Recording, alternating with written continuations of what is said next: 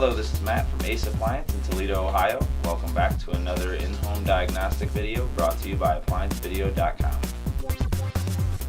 Okay, well, what we have is a Maytag portable dishwasher.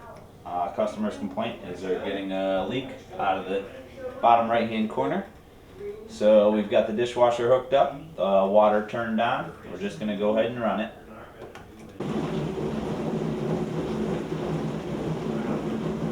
Okay, well, what we're going to want to check for here is like a hairline crack in the spray arm itself. So we're going to go ahead and remove the spray arm. You hold this nut stationary and spin the spray arm counterclockwise.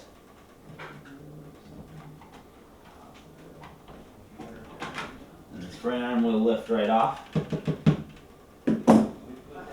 And the easy way is take like a pocket knife or a flathead screwdriver and just sort of run it along the seam and look for any separations in the spray arm. It's okay, that's alright. A lot of times the heat will cause these to separate. And then what will happen is they'll spray water directly out at the door, which this one I do not see any cracks whatsoever on the spray arm, so the spray arm is not going to be the problem. Okay, we're going to go ahead and just reinstall the lower spray arm here. Just hold the nut stationary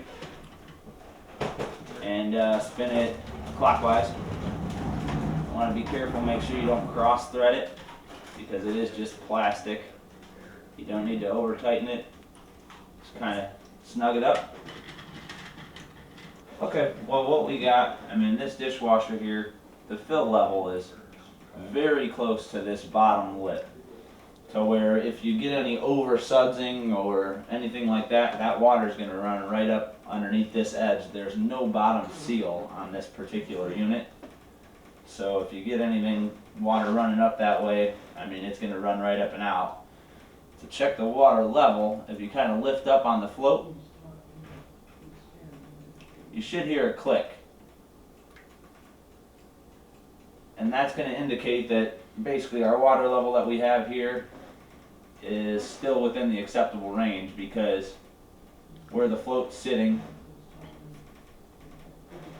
it could still go a little bit higher and still be within the acceptable range. This is going to be just on like a timed fill cycle. Or if that water level reaches the point where the float lifts and removes power to the micro switch, opens the micro switch, that kills power to the inlet valve. Okay, just kind of visually did an inspection on the door gasket here, made sure there was no rips, tears. Looks like the door's seating up properly. So basically what we're going to do is advise the customer to use a little bit less soap on their wash cycles. And if they're still running into leaks, then the next step would be replacement of the door gasket. Okay, I'm just going to go ahead and put the rack back in.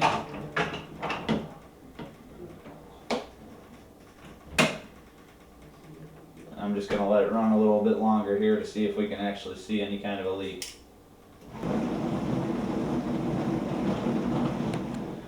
Okay, and this is just after running it for a little while. We did not add any soap whatsoever, and you see how many suds there are in here without even putting any soap in the unit.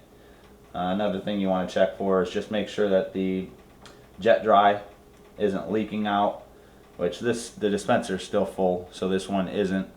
If this jet dry dispenser is leaking, when you fill it up, you totally dry the door off, then tip it up and let it sit for a while, and you would see some streaking down the door. If the jet dry dispenser is leaking, that's also going to cause excessive suds, which could give you a leak. Thank you for watching another quality video from ApplianceVideo.com.